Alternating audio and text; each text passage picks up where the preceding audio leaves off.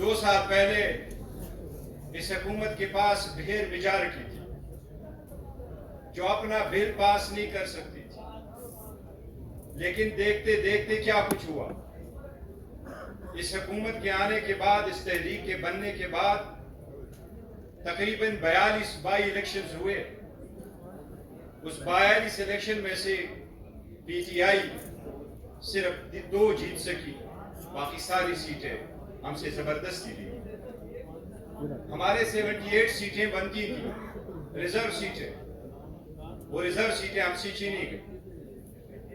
जजेस उठ खड़े हुए थे, न हमें मैंडेट मिलता, न हम आम जाके हमारे निशानों को पहचानते, और न ही इस्लामाबाद के 6 जज इतना डैमिंग लेटर लिखते जो तरह उन्होंने लिखा था। आवाम की जान में जान आई थी।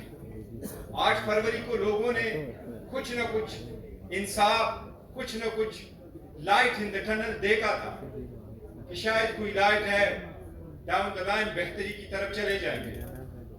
मैं इसलिए सजेशन देना चाह रहा हूं ताकि चकज़ई साहब को, अल्लाह माला जनासर साहब को अपनी तरफ से ये सजेशन पेश करूं कि हम किन चीजों से गुजरे हैं और आज हम कहां खड़े। सीटें गई, अदलिया कंप्रोमाइज हुआ, जजेस भी पेक हो गए, बेंचेस और बन गए, कॉन्स्टिट्यूशनल कोर्ट बने, 26वीं तरमीम हुई, 27वीं तरमीम हुई, अब 28 की बारी। किसने रोका? मैं अफजल भट्ट साहब से इत्तेफाक करता हूं, हम कोई खुश नहीं थे 26वीं तरमीम से पहले की अदलिया से। 26वीं तरमीम से पहले की अदलिया ने ही तो खान को कन्विक्ट किया था।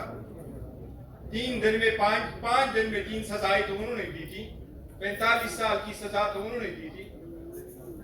और इसके बाद लेकिन ये सारा अंधेर नगरी थी।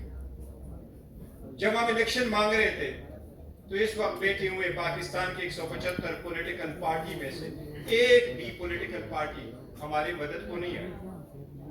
उन्होंने कहा ये किस तरफ चल पड़े हो। असेंबली डिसॉल्व हुई, उन असेंबलियों में से कोई एक भी एमएनए, कोई एक भी एमपीए नहीं गया कि असेंबली को रिस्टोर करो। या तो असेंबली को रिस्टोर करते, अपनी हुकूमत बनवा लेते, या 90 दिन में इलेक्शन करवाते। वो अदलिया भी हमें इलेक्शन नहीं दे सकी। हम ये उम्मीद किए बैठे रहे कि शायद हालात बेहतरी की तरफ चले जाएंगे, एक के बाद दूसरा चला गया। लेकिन आपको 26वीं तरमीम से पहले की अदलिया की भी एक बात सुनो। 12 बजे से पहले इजाजुल हसन साहब सुप्रीम कोर्ट के सीनियर मोस्ट जज थे, आज चीफ जस्टिस होते। उनको कहा गया वो 12 बजे से पहले अपना सामान पे करके घर चले गए। मज़ाहिर नकवी साहब ने कहा मैं इस्तीफा दे चुका हूं। उन्होंने कहा वापस आ जाओ, हमने तो आपको रिमूव करना है।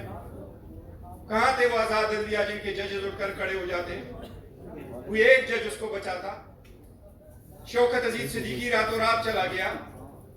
क्या एक बंदे की स्पीच में इतनी बड़ी सजा कि आप उनको कहो भाई मैंने आपको घर भेज दिया? उस वक्त तो सारे बार काउंसिलों की बड़ी तारीफ लिखी है सुप्रीम कोर्ट ने। 5 जज ने यूनानिमसली उसको कहा तो घर चला जाओ, आपकी स्पीच ठीक नहीं है। आज आपने उसका देखा जहांगीरी साहब का, आप कह रहे हैं कि जज को खत्म करो, चलो ठीक है जी, जज नहीं भी रहा तो नहीं रहा। आपने तो उसको डिग्री को कंसिडर किया कि वो जाली है।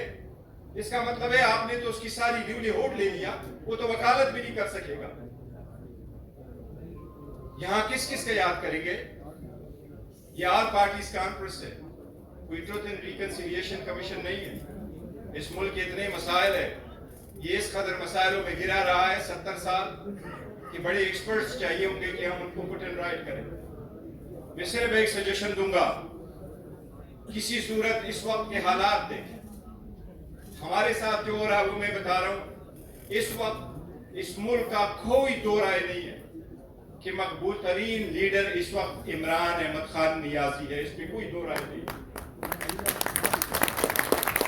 पूरे अवाम तो क्या, मैं नाम नहीं लेता, लेकिन हुकूमती एमएनए मेरे साथ बैठा, उन्हें कहा मुझे पंजाबी वो बोलता है, कह रहे चेयरमैन साहब मैं तो घर जा चुका था, मैं तो सो गया सी, सुबह डोल बजे। उन्होंने कहा कि तुम जीते हो। मैंने कहा उनको, मैंने कहा जनाब आपकी तो बहुत जिंदगी गुजरी है इस पार्लियामेंट में, ڈول والوں نے نہیں بجایا، جنہوں نے جتوانا تھا وہ پہلے بتا چکے تھے۔ آپ جیسی سینئر آدمی کیسے سونے جائے گا کہ میں جیتا ہوا نہیں ہوں؟ سر ہماری سیٹیں گئی، ہم روک نہیں سکے۔ ہری پور کی سیٹ دیوار پہ لکھا ہوا نظر آ رہا تھا، ہم بچا سکے؟ کیا پاور ہونا چاہیے، اور حکومت تو ہماری تھی، لیکن کیا کرے؟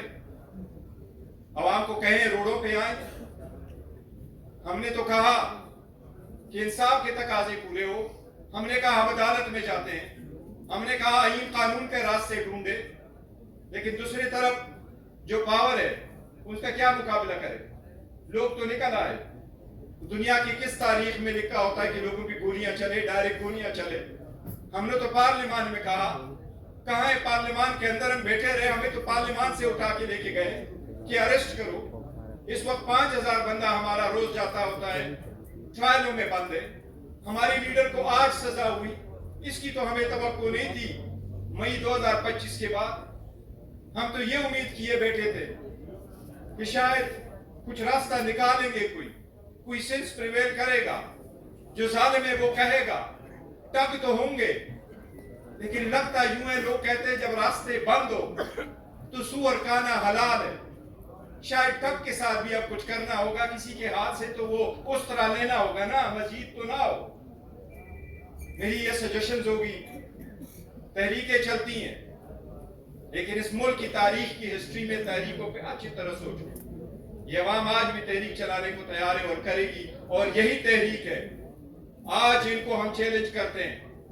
متی اللہ جان نے صحیح کہا تھا، یہ حکومت اپنے لوگوں کو بلائے، لوگ اکٹھے نہیں ہوں گے۔